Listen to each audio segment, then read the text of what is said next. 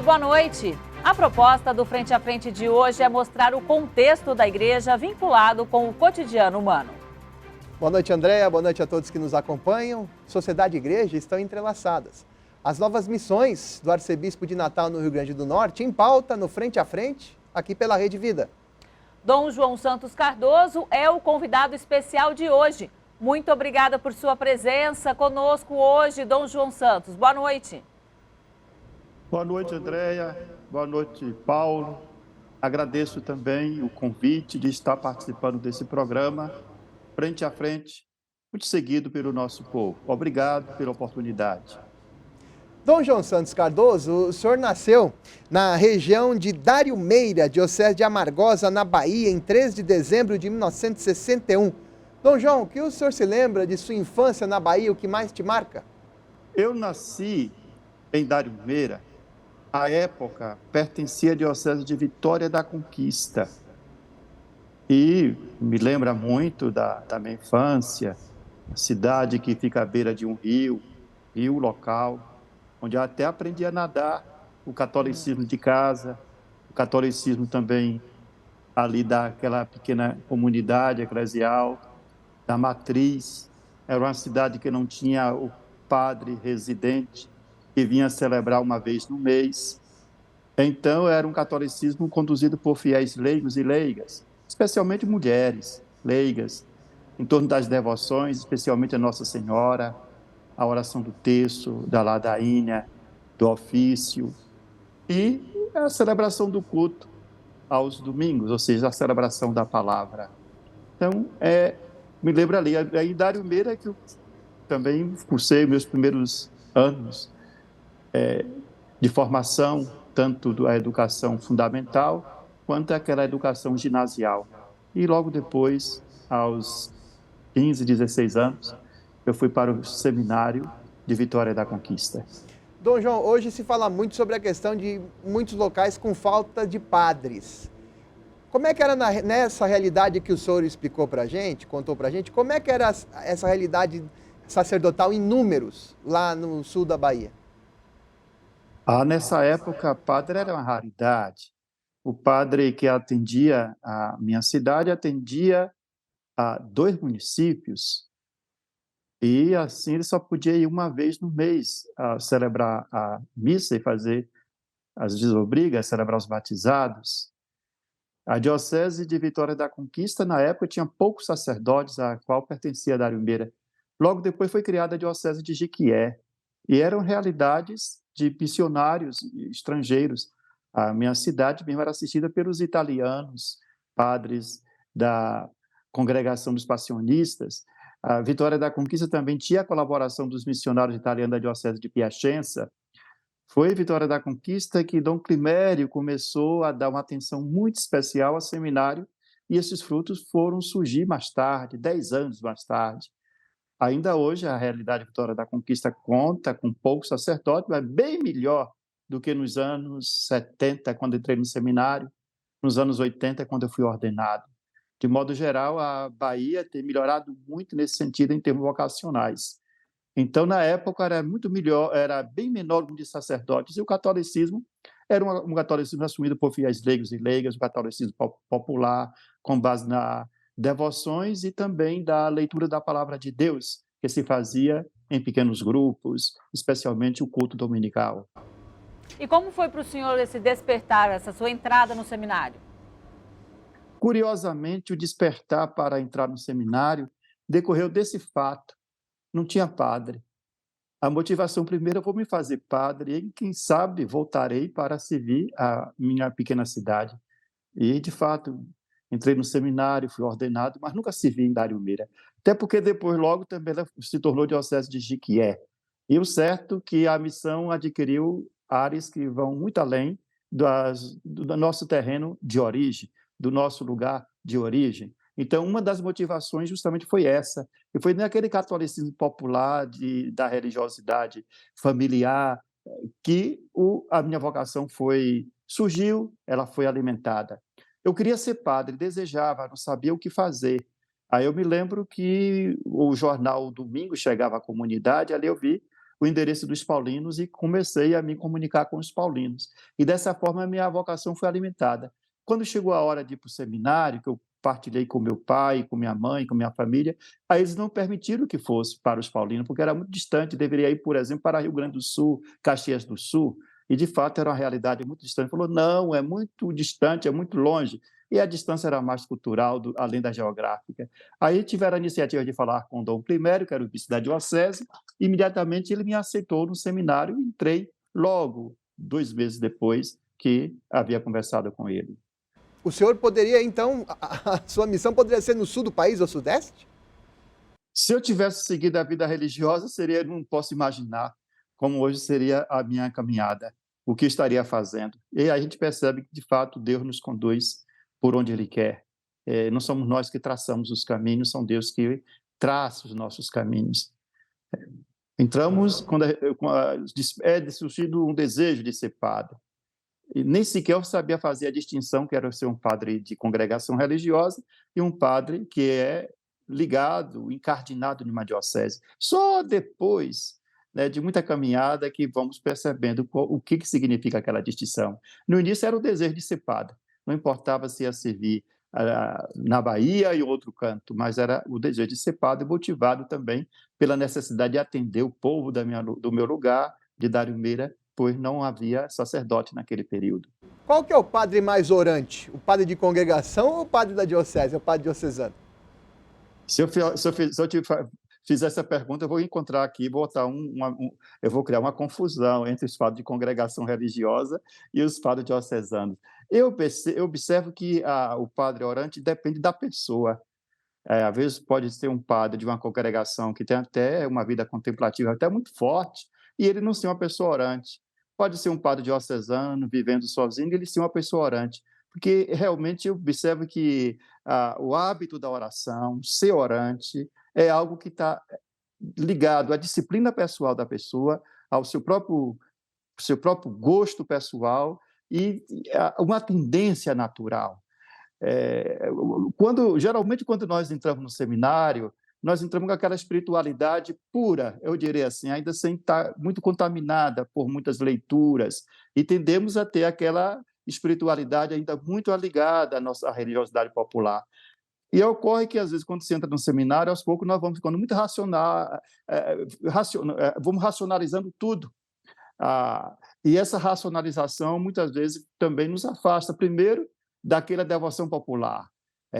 Eu gosto, por exemplo, a reza do texto, eu fui redescobrir, eu comecei a entrar no seminário foi pela reza do texto, e a reza do texto foi redescobrir ainda o seu valor mais tarde como sacerdócio. Porque no início, com os estudos filosóficos, teológicos, geralmente há uma tendência a uma espécie de racionalização, e nessa busca de racionalização, muitas vezes podemos perder o risco com as nossas origens.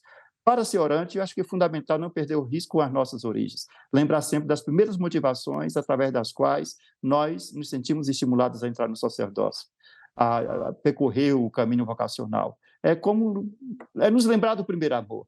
E se a gente se lembra do primeiro amor, então, certamente nós aprofundamos ainda mais a nossa experiência e a amizade com Deus. Porque sem a oração, sem uma amizade profunda com Deus, a vocação sacerdotal ela não se sustenta e ela falta raízes, vai faltar profundidade. E com tantas atividades que o senhor tem hoje, o senhor consegue fazer isso, voltar às suas origens? Consigo. A primeira disciplina é amanhã. O primeiro momento é a oração, logo de manhã, dedicar 1 hora à oração, entre a reza do terço, ao ofício da liturgia das horas e a meditação da palavra. Quando não celebra a Eucaristia com o povo, então já é a celebração da Eucaristia. Depois a outra disciplina é no final do dia, porque a gente tem aí mais uma calmaria no final do dia, antes de dormir, por exemplo, já é possível de novo esse momento de recolhimento. Mas, para mim, funciona assim, os primeiros dias, os primeiros horários, logo de manhã, antes do café, de começar qualquer atividade, e no final do dia, quando então cessam as atividades e temos então aquela tranquilidade de entrar no interior do nosso quarto. É a oração que me sustenta e que sustenta qualquer missionário. Sem oração, realmente, nós não conseguimos viver diante da pressão da missão com a qual nós somos acossados todos os dias. Estamos conversando com o novo arcebispo de Natal, no Rio Grande do Norte, Dom João Santos Cardoso. Dom João, o senhor disse na sua infância, é oriundo da então Diocese de Vitória da Conquista, também o senhor citou Jequié, Diocese de Vizinhas. Jequié permanece como diocese. Vitória da Conquista foi elevada à arquidiocese. O que o senhor acredita que foi essa estrutura para a elevação de Vitória da Conquista? Por que Vitória da Conquista foi elevada à arquidiocese? Jequié, no caso, continuou como diocese. Pois é, como eu lhe disse, eu entrei no seminário em 1978, no início do ano. No final do ano, a Diocese de Jequié foi criada, então 4 municípios saíram de Vitória da Conquista e começaram a pertencer à Diocese de Jequié. E entre esses 4 municípios estava Dariomeira. Foi me dada, quando se criou a Diocese, o Dom Climério, então, me perguntou se eu queria ficar na Diocese de Jequié, mas eu acabei escolhendo ficar na Diocese de Vitória da Conquista, porque já estava mais familiarizado, sentia que o terreno era o terreno onde eu me encontrava. Agora você pergunta, como é que se explica, então, Vitória da Conquista é levada à condição de arquidiocese, Jequié não? Eu creio que alguns fatores sociológicos explicam. Um fator, Vitória da Conquista é uma cidade que já era em franca expansão, polo, estava mais no centro da província, que pertence Bom Jesus da Lapa, Caetité, Livramento e Jequié. Está mais central. E uma cidade que, do ponto de vista também eclesial, ela tinha um pouco a estrutura melhor do que a Diocese de Jequié.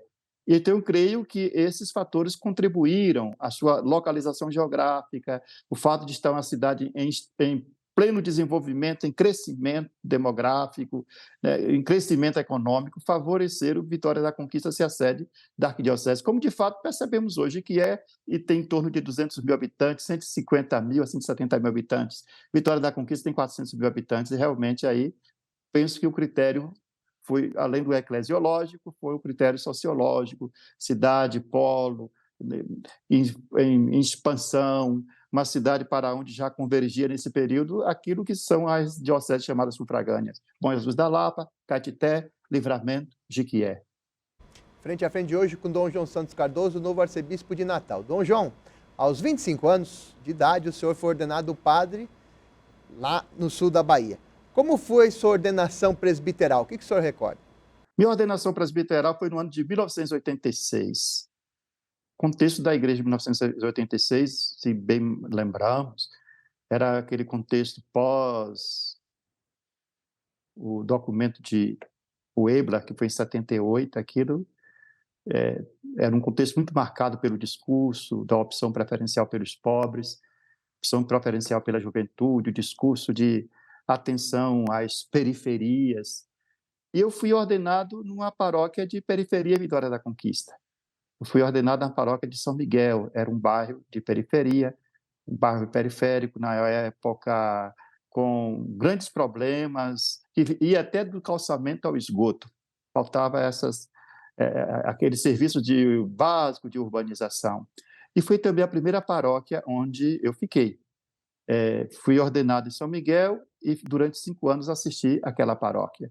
E era um período também de grande idealismo, um período assim a igreja tinha um envolvimento muito profundo, né, com as situações mais de fronteiras, com as questões sociais, que realmente era um período também de muita pobreza também.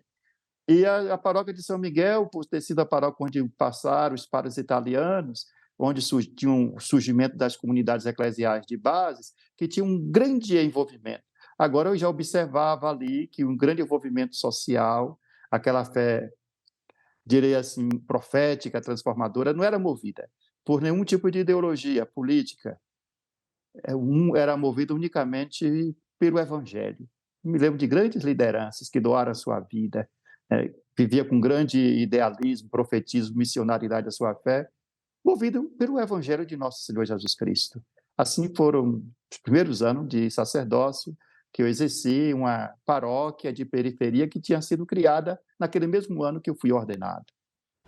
Dom João, então o senhor também foi ordenado ainda padre, ainda sacerdote, num contexto muito atual, que é essa igreja em saída que o Papa Francisco tanto pede hoje. E o que o senhor se lembra da homilia de Dom Celso José Pinto da Silva, o então bispo de Vitória da Conquista?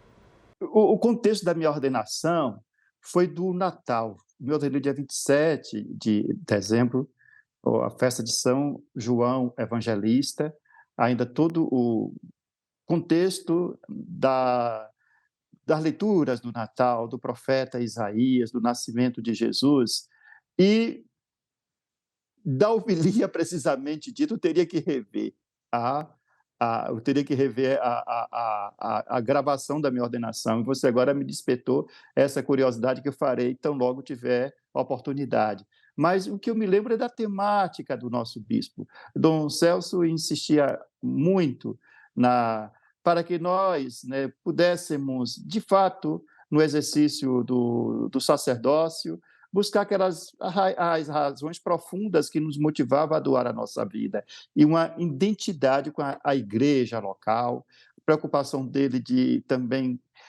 o senso. Hoje se fala muito de diocesanidade, o senso de diocesanidade, de comunhão, de participação, era um pouco a tônica de Dom Celso. Agora você me fez essa curiosidade que eu vou voltar para escutar qual foi o teor da pregação do bispo naquele dia. Se tivermos depois a oportunidade de falar sobre isso, então falaremos.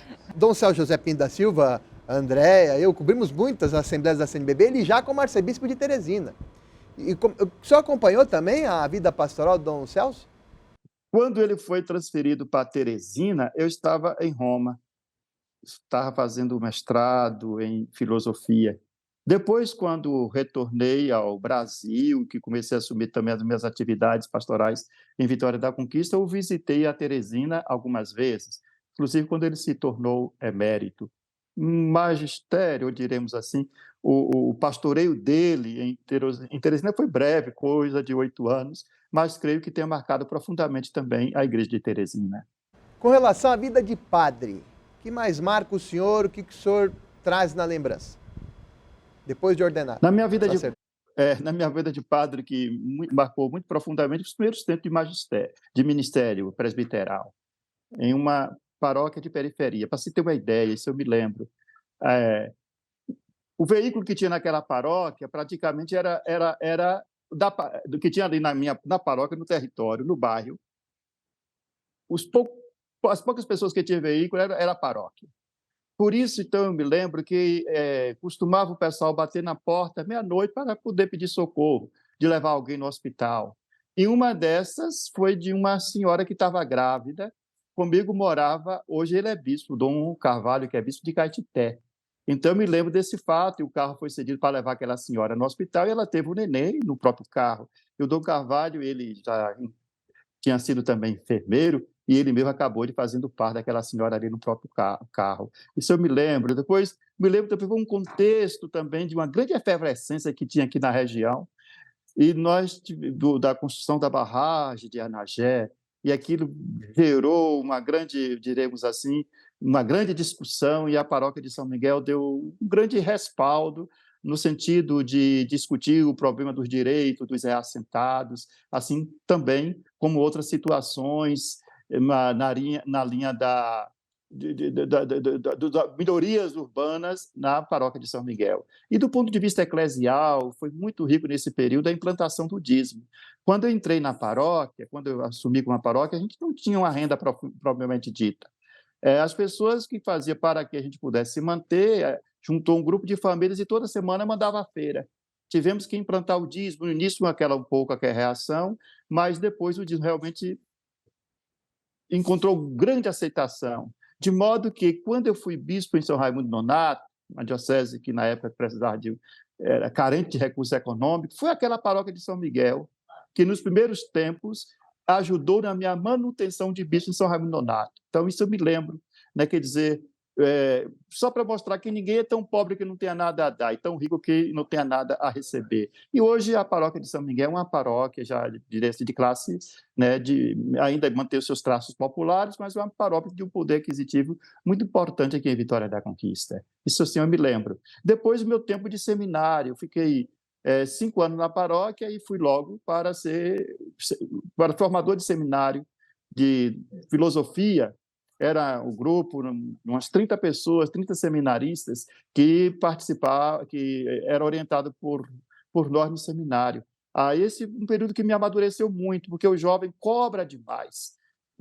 Uma coisa era conduzir uma paróquia, outra coisa é você, então, assumir a formação de jovens, que cobra demais, que exige, que pressiona, e muito no sentido de me dar um certo equilíbrio para poder lidar com essas tensões mais constantes. Dom João Santos, arcebispo de Natal, é o entrevistado de hoje do Frente a Frente. Nós vamos agora fazer um pequeno intervalo e voltamos já já.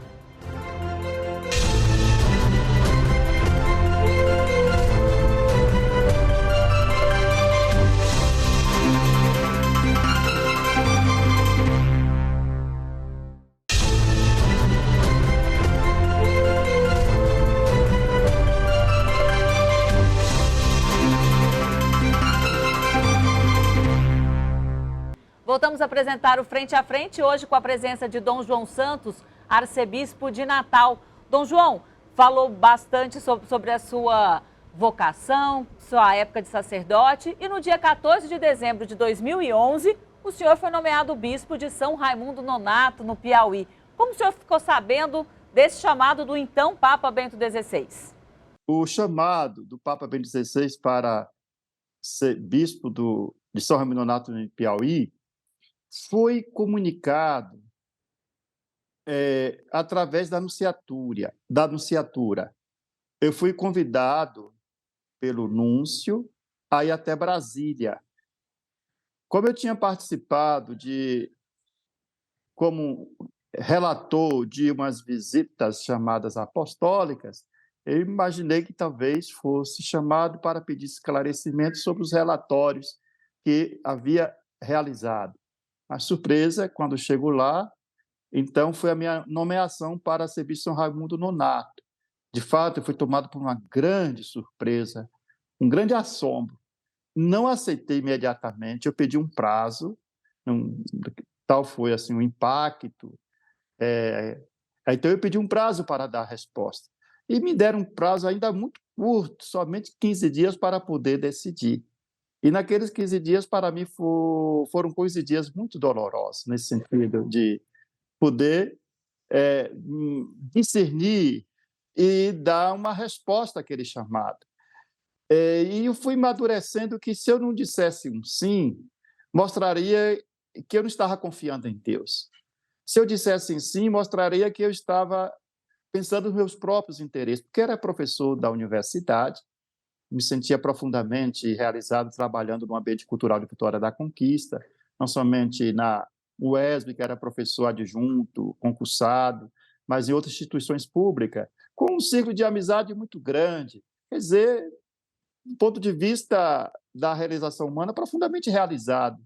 Então, aquilo, de um lado, me veio o temor, porque eu sei o que a missão episcopal significa, e, de outro lado, eu comecei a perceber que parece que eu estava também com medo de abrir mão da vida segura que eu tinha. Então, depois de muita oração, de muito amadurecimento, e o pior que tudo isso não podemos partilhar com as pessoas, então o sofrimento está muito bem, as pessoas perceberam que tinha alguma coisa, que eu emagreci, perceberam que eu fiquei um pouco também triste, então acabei vendo que, de fato, era a vontade de Deus que eu dissesse sim. Eu pensava, eu nunca busquei o episcopado, não fiz nada para merecer. Então, se é chamado, eu entendo que é Deus que quer. Vou confiar de modo que aquele que me chama me possa dar também todo o suporte para eu poder viver da melhor forma possível, responder da melhor forma possível a vocação episcopal. É uma vocação bela, mas extremamente exigente. Direi, é uma vocação que tem um aspecto da cruz, mas é claro, também toda cruz tem a sua dimensão de ressurreição. Dom João Santos Cardoso, e nós temos um trecho do JCTV, na época apresentado pelo Lúcio Sesquim, nosso companheiro aqui da Rede Vida, daquele dia 14 de dezembro de 2011. Acompanhe. O padre João Santos Cardoso disse hoje, ao ser nomeado bispo de São Raimundo Nonato, que confia na proteção de Deus para seu trabalho no episcopado. De um lado, eu recebi com uma atitude de fé, obediência e confiança profunda em Deus. Uma vez que Ele me chama e me envia em missão, tenho certeza que Ele me assistirá para que eu possa exercer com dignidade, com amor, com zelo e respeito à missão que me é dada. Não tínhamos nem Zoom para fazer essa entrevista, hein, Dom João? Era por telefone mesmo. Pois Ah, que não faz tanto tempo, mas né? perfeita aí a minha fala, traduz de fato tudo aquilo que eu vivi, que acabei repetindo sem imaginar que havia dado essa entrevista para vocês. Nem me lembrava mais, né, que tinha dado essa entrevista para vocês. Mas que bom, então, assim a gente faz memória e também volta às raízes motivadoras para viver o ministério episcopal na alegria e também na profunda confiança em Deus que nos sustenta. E como foi a repercussão assim que foi publicada a sua nomeação, Dom João? Para São Raimundo Nonato, a repercussão foi grande. Primeiro, penso que lá em São Raimundo Nonato, eu imaginava que um baiano pudesse estar indo para lá.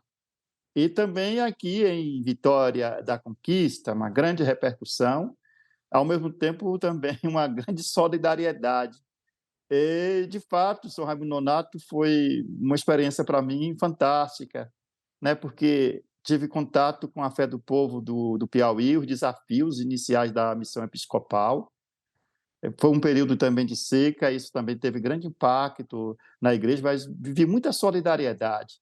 E onde foi o meu estágio episcopal, o meu tirocínio, onde a gente vai aprendendo a ser bispo, a lidar com os interesses, a lidar com os padres, as demandas, e assim a gente vai aos poucos, né, com o tempo também, deixando de ser conduzido por Deus, deixar que Ele traça o caminho, e de fato, quando Deus traça o caminho, fica mais fácil percorrer. Dom João, o jornalismo da Rede Vida acompanhou aqueles momentos entre a nomeação e a ordenação. Vamos lembrar aqui nos arquivos do Canal da Família uma reportagem de André Piai há 12 anos. A CNBB ganha novos integrantes em 2012. Serão ordenados bispos para as dioceses vacantes e para auxiliares de arquidioceses brasileiras. Dom João Santos Cardoso é o novo bispo de São Raimundo Nonato, sendo ordenado em Vitória da Conquista, na Bahia, em fevereiro. E em 12 de fevereiro de 2012, Dom João, o senhor foi ordenado bispo. O que o senhor se lembra dessa celebração? Fui ordenado bispo, foi no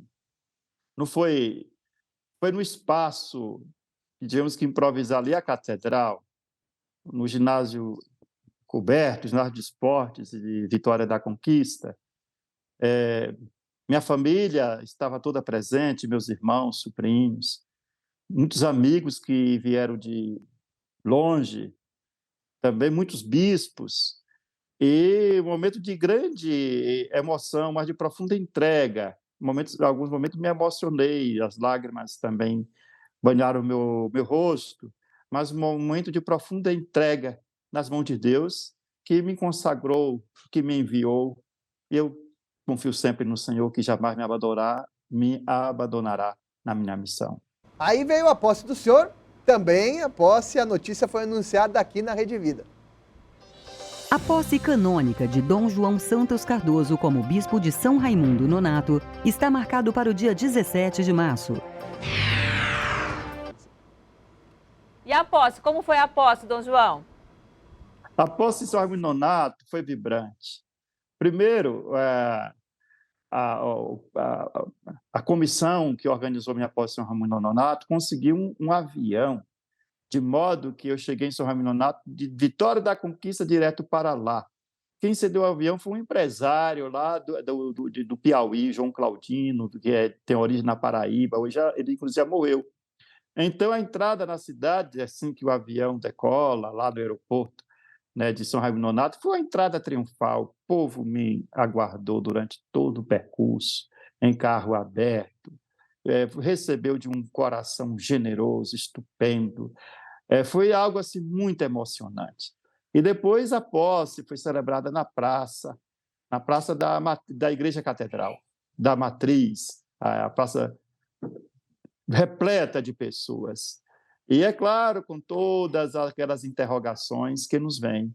E um fato animador, que era um período de seca, e durante a minha missa de posse, um sereninho de chuva caiu sobre nós.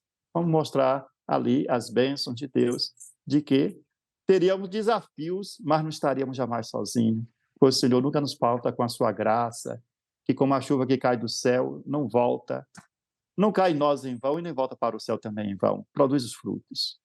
Dom João, o senhor falou que foi de avião, né? Teve um avião que o levou direto para São Raimundo Nonato. Diga, Dom João. Foi de avião, pois é uma coisa estupenda, né? Cinematográfica. Deram o melhor que tinha para recepcionar o seu bispo. Pois é, né, Dom João? Tem bispos que, quando tem o anúncio, a gente, né, quando faz a reportagem aqui, pergunta para o bispo, o senhor vai quando? Tem bispo que já, logo nos primeiros dias, depois que há o anúncio do Vaticano, já quer ir à nova diocese. Outros que falam, não, vou esperar o dia da minha ordenação ou da minha posse para ir para a diocese. Como é que foi no teu caso? E qual que é o jeito melhor? O pessoal insistiu para que eu fosse, mas eu queria manter a surpresa de chegar e ver como era a realidade. Aí eles vieram um grupo de padres de São Raimundo Nonato, e então esse grupo de padres se reuniu comigo, e ali nós discutimos inicialmente como seria a posse e outras informações que passaram da diocese. Porque eu penso assim que não é preciso ter pressa, porque, de fato, nós vamos conhecer a diocese no dia a dia. Nenhuma informação que nos der, por mais completa que ela seja, nós conseguimos, né, de alguma forma, sintetizar o desafio que vamos enfrentar. E também o fato de ir logo não muda lá muita coisa, porque precisamos de tempo. E quando tomamos posse, temos todo o tempo para conhecer a diocese. Então, resisti e não fui. E eles vieram até mim e assim discutimos um pouco como seria a posse e outras informações que passaram da diocese. E o que o senhor mais destacaria no pastoreio em São Raimundo Nonato, na sua primeira experiência como bispo?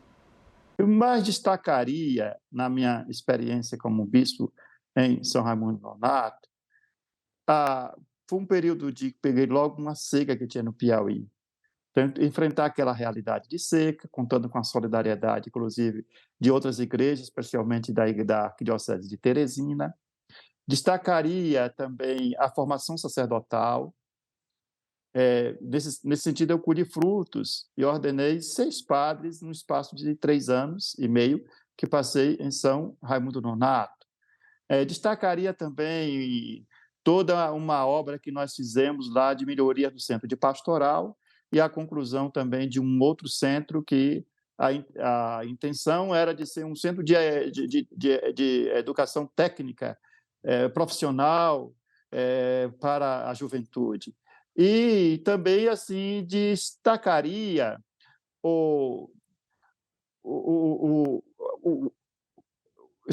nós tentamos reunir as leis e regimentos existentes na diocese em um só documento. Foi o que eu mais destacaria aí feito, e a amizade também com os padres. Bom, aí veio a posse do senhor em 25 de setembro de 2015, aí para uma outra missão, uma outra diocese. Deixou São Raimundo Nonato e foi para Bom Jesus da Lapa, na Bahia. Nós vamos rodar imagens de arquivo aqui que temos da posse do senhor, Dom João Santos Cardoso. E olha, as imagens estão aí para o amigo telespectador da Rede Vida. O que marcou o senhor nessa missa no Santuário de Bom Jesus? Outra realidade. Bom Jesus da Lapa é um centro de romaria. E, de fato, uma grande multidão na posse, né? Tanto das pessoas que foram para a posse.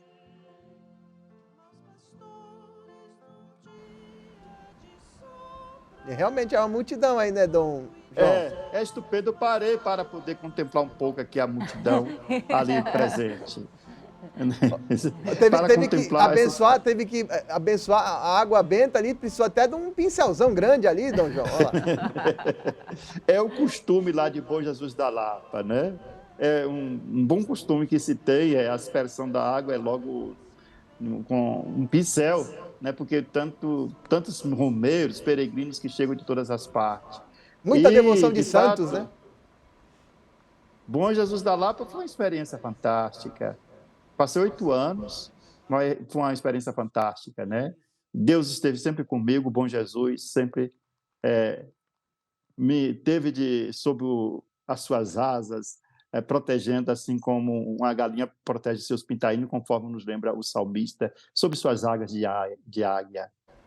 E a devoção popular continua ali também, né? O senhor sempre ligado a essa devoção popular, né? Bom Jesus da Lapa é um centro de romaria. Atrai por ano a cidade de Bom Jesus da Lapa cerca de 2 milhões de rombeiros que devem passar em Bom Jesus da Lapa. Além daquele trabalho da sede que é de romaria, e esse é um trabalho belíssimo, o contato que nós temos com romeiros, a fé do romeiro. É algo assim que nos move profundamente. Ver que, de fato, pela fé nós removemos montanhas, como fala nosso Senhor Jesus Cristo. É capaz de remover montanha de um canto para outro. E também o ambiente da Gruta da Lapa, do santuário, um ambiente carregado de uma mística profunda. Nos sentimos profundamente tocados. A Lapa é um mistério. O santuário da Lapa realmente é um milagre. Nós nos sentimos realmente como se estivéssemos dentro do próprio ventre de Deus, dentro das suas entranhas. E aquele santuário de pedra, como os romeiros cantam, feito de pedra e luz, de fato nos transmite uma experiência profunda de Deus. Nesse sentido, Bom Jesus da Lapa foi uma grande bênção na minha vida e tenho certeza também que o bom Jesus que me conduziu ao Natal sempre me guiará na missão que ele que quis, não foi eu que escolhi, ele que me escolhe e me envia para onde quiser. Qual foi a principal diferença de pastorear no sul do Piauí, São Raimundo Nonato e Bom Jesus da Lapa, no interior da Bahia? Uma grande diferença é o fato de Bom Jesus da Lapa ser uma diocese de romeiro. Isso é uma grande diferença. O bispo da Lapa ele tem 2 missões específicas. Uma, a do santuário, compreender que é um lugar de peregrinação, centro de espiritualidade, deve dar atenção para isso, porque o que ocorre na cidade, o que ocorre no santuário, repercute para as outras dioceses, já que vem romeiro de todas as dioceses, de diversos estados do Brasil. E além do serviço do santuário, que é o serviço de peregrinação, da religiosidade popular, do atendimento espiritual ao romeiro, tem o serviço, diremos assim, pastoral, paroquial do interior do município, das paróquias. E aqui já é uma realidade um pouco parecida com São Raimundo Nonato. Mas há diferenças, por exemplo, aquela região lá da região do oeste da Bahia, do Cerrado, uma região que tem muita água no subsolo, muitos rios. Aí contrasta com aquele clima seco, árido e sem rios lá de São Raimundo Nonato, embora o clima de Bom Jesus da Lapa, a temperatura é semelhante à de São Raimundo Nonato, a temperatura, a Lapa tem altas temperaturas, tanto quanto São Raimundo Nonato, conhece momentos de seca, mas tem água no subsolo e aquilo permite ter uma grande produção de alimentos. Talvez uma outra realidade um pouco mais distinta de Bom Jesus da Lapa, além das romarias, dessa pastoral paroquial, aquela pastoral missionária, né? Porque a diocese de Bom Jesus da Lapa ela é muito extensa, uma diocese que tem 57 mil quilômetros quadrados, então requer, de fato, uma experiência missionária do deslocamento constante para que todas aquelas comunidades se sintam visitadas. Mas algumas semelhanças. O território de São Raimundo Nonato é bem menor do que o da Lapa, mas a população é metade do território da Lapa, mas a população também metade da população da Lapa, mas a Lapa tem umas outras características que distinguem do sul do Piauí. Agora, na Lapa também vem muitos romeiros lá do sul do Piauí, de modo que quando eu estava na Lapa, sempre encontrava os ex-diocesanos vindo de São Raimundo Nonato, porque eles visitam muito o Santuário do Bom Jesus da Lapa. Nós vamos agora fazer um pequeno intervalo e voltamos já já.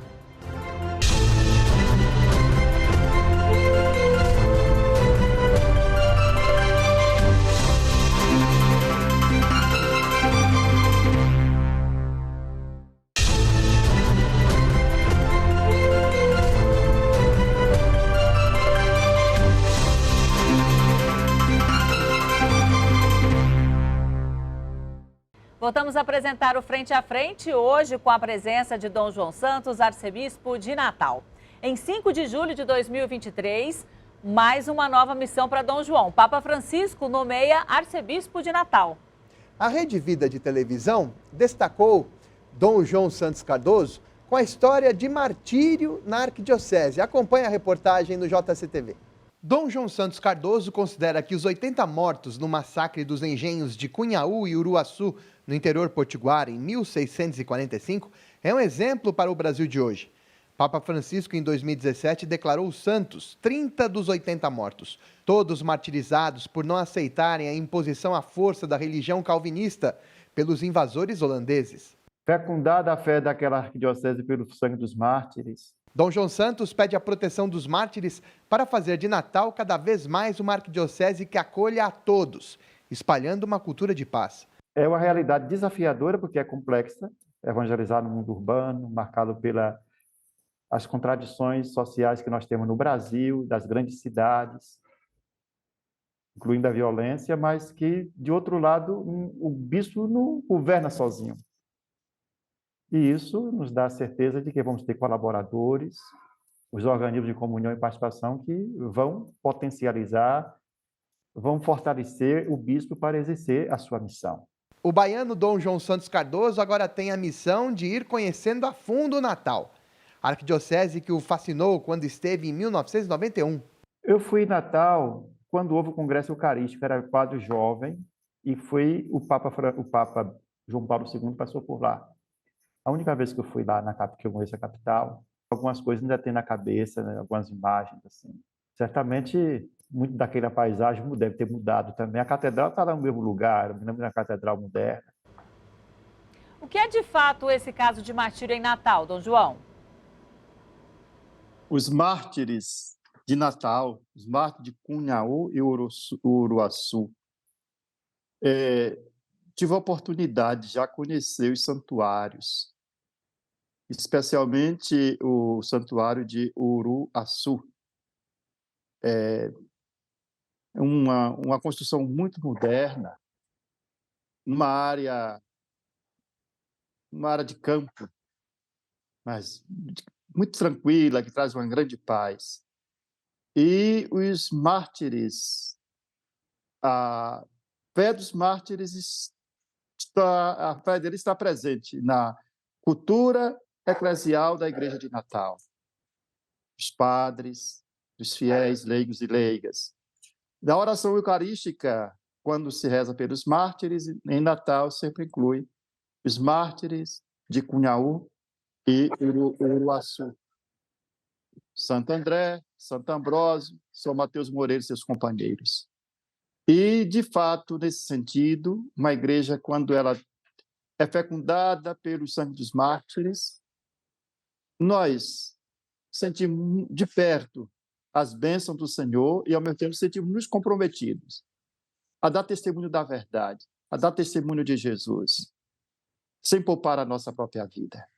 E, assim, a Igreja de Natal tem esse grande referencial, que os sacerdotes, os ministros ordenados devem sempre se mirar, assim também como os fiéis leigos e leigas, já que o martírio de Cunhaú e Uruaçu não foram somente de ministros ordenados, foram 2 sacerdotes, os demais foram todos fiéis leigos e leigas. Assim, eu creio que o sangue dos mártires fecunda a fé daquela igreja, da nossa igreja de Natal, e nos ajuda a dar maior testemunho ainda da nossa missão. Dom João, o senhor disse na reportagem de arquivo, fui uma vez em Manaus, em Natal, estive na missa com João Paulo II, São João Paulo II, a catedral conheceu, assim, de passagem, de vista. E agora, o senhor já tomado posse, o senhor já nos primeiros meses de ministério aí na Arquidiocese de Natal. Como é que está, hein, Dom João? Pois é, eu estou há 3 meses na Arquidiocese de Natal. 90 dias. Estou ouvindo as pessoas, ouvindo as comissões de pastorais, os padres. Visitei 42 paróquias até o momento. E fascinado com a Igreja de Natal. A igreja que tem uma história belíssima. A história mais recente da Igreja de Natal, que a projeta para o Brasil todo, é o Movimento de Natal, um movimento que foi encabeçado por Dom Eugênio Salles, o cardeal do Rio de Janeiro, que teve grande influência no Brasil. E do movimento de Natal surgiu a campanha da Fraternidade, agora estamos celebrando 60 anos da campanha da Fraternidade, como também o movimento de educação de base. Na época, o movimento de educação de base era feito através do rádio, as escolas chamadas radiofônicas, que foi a primeira experiência de educação à distância, porque os monitores acompanhavam as pessoas que eram educadas através de rádios, eram professores, muitos deles chamados professores leigos, que recebiam uma preparação e assim acompanhava as pessoas. E o movimento de Natal teve uma grande incidência eclesiológica e também sociológica na sociedade portuguesa.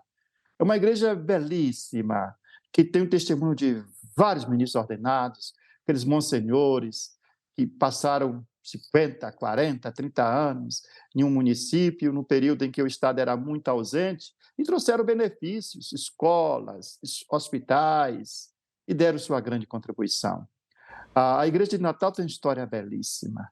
É realmente complexa, eu falo complexo, territorialmente é metade do Estado. O Estado do Rio Grande do Norte tem 56 mil quilômetros quadrados, a Arquidiocese de Natal tem 25 mil quilômetros quadrados. O estado do Rio Grande do Norte tem 3 milhões e 300 mil habitantes. Destes, 2 milhões e 200 pertence ao território da Igreja de Natal. Uma igreja que tem muitos padres, mais de 200 padres, mais de 100 diáconos permanentes, sem contar os padres religiosos e várias congregações religiosas femininas, que tem um serviço de assistência social muito bem estruturado, belíssimo. É uma igreja que eu estou encantado. E cada vez que a conheço, amo a minha igreja de Natal. Eu tenho certeza que serei muito feliz, porque já estou sendo muito feliz, e contarei com colaboradores leais para levarmos para frente a missão que Deus nos confiou. Dom João Santos, o senhor passou por realidades diferentes como sacerdote, depois como bispo, agora como arcebispo. Além disso, qual a principal diferença entre um bispo e um arcebispo? Essa sua missão. Tem uma diferença enorme. Vamos imaginar. Primeiro, é uma diferença fundamental que o arcebispo ele tem uma diocese que tem a responsabilidade direta sobre ela, mas também ele é o metropolita da província. Ou seja, há algumas questões canônicas jurídicas que o metropolita deve responder, especialmente em situações, diremos, de vacância, em situações mais conflitivas, o metropolita deve responder. Mas o mais importante é quando o metropolita também fomentar a comunhão, a participação, a unidade na província eclesiástica. Agora, como arcebispo de uma grande arquidiocese como Natal, é diferente. Por exemplo, a diocese da Lapa tinha 18 paróquias, 34 sacerdotes. A diocese de Natal tem 119 paróquias, mais de 200 padres. Só para acompanhar os padres, e eu percebo que os padres precisam de acompanhamento, é preciso de tempo, ou mais de tempo, é preciso de estruturas para dar acompanhamento aos presbíteros, para dar suporte à sua missão, à sua pessoa. Então, eu percebo claramente que o ministério episcopal, o arcebispo de uma capital, não exerce seu ministério sem vários colaboradores, vários instrumentos para que o ministério do arcebispo, o seu episcopado, seja eficaz. Eu sinto a necessidade em Natal de ter bispos auxiliares.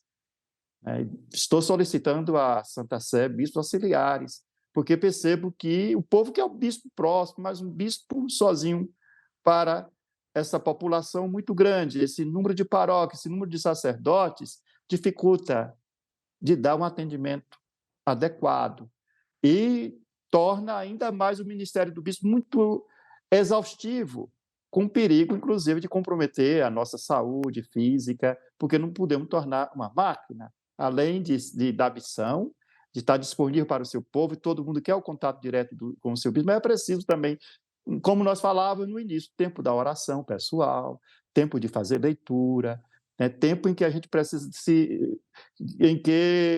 nos dedicar a nós mesmos para servir com qualidade ao povo de Deus e conduzir com grande esperança, serenidade e equilíbrio o rebanho de nosso Senhor Jesus Cristo. É um grande desafio ser arcebispo de uma arquidiocese na proporção da Arquidiocese de Natal. Mas é um desafio maravilhoso e Deus nos dá suporte para seguir avante, na esperança, na confiança. Dom João, e quando que o senhor vai mandar o ofício lá para o Vaticano, lá para a congregação, para o dicastério relacionado a essa questão do bispo auxiliar, dicastério dos bispos, por exemplo? Quando que o senhor vai enviar o pedido? Eu já conversei com o Núncio sobre esse pedido, estou preparando, já está. A minha intenção é o mais rápido possível. Eu espero que não passe da primeira quinzena de janeiro, porque eu tenho pressa, mas é preciso fazer um pedido bem fundamentado, porque um pedido bem fundamentado é a certeza de que pelo menos 50% dele seja atendido.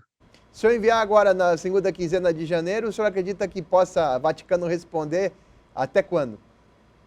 A experiência mostra que para poder ter um arcebispo vai demorar uns 2... Nas perspectivas mais otimistas, seria no próximo ano. Um pouco com paciência, 2 anos. Porque aí tem que aguentar as pontas ainda.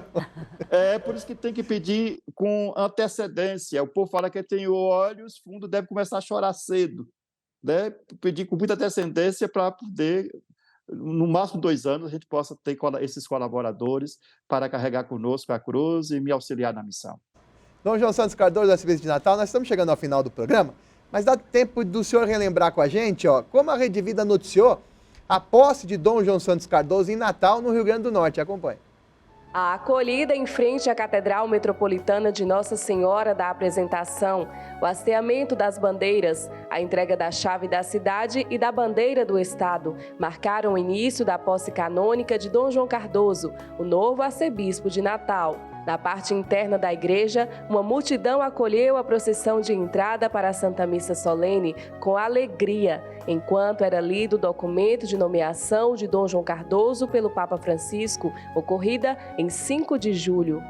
Em um dos momentos mais marcantes, o até então administrador da Arquidiocese, Dom Jaime Rocha, e 2 outros arcebispos eméritos, Dom Heitor e Dom Matias, entregaram o báculo ao novo arcebispo, conduzido à cátedra. O reencontro da Igreja da Bahia, que nos legou o 4º bispo e o 1º arcebispo de Natal, com o momento de hoje acolhendo Dom João, que vem lá do Bom Jesus da Lapa. No final da Santa Missa, Dom João Cardoso foi homenageado por uma caravana da Diocese de Bom Jesus da Lapa, com a entrega das imagens de Nossa Senhora do Carmo e do Bom Jesus da Lapa. Senhor Bom Jesus da Lapa, Deus eterno e verdadeiro, Jesus Cristo é o Rei da Glória, Salvador do mundo inteiro.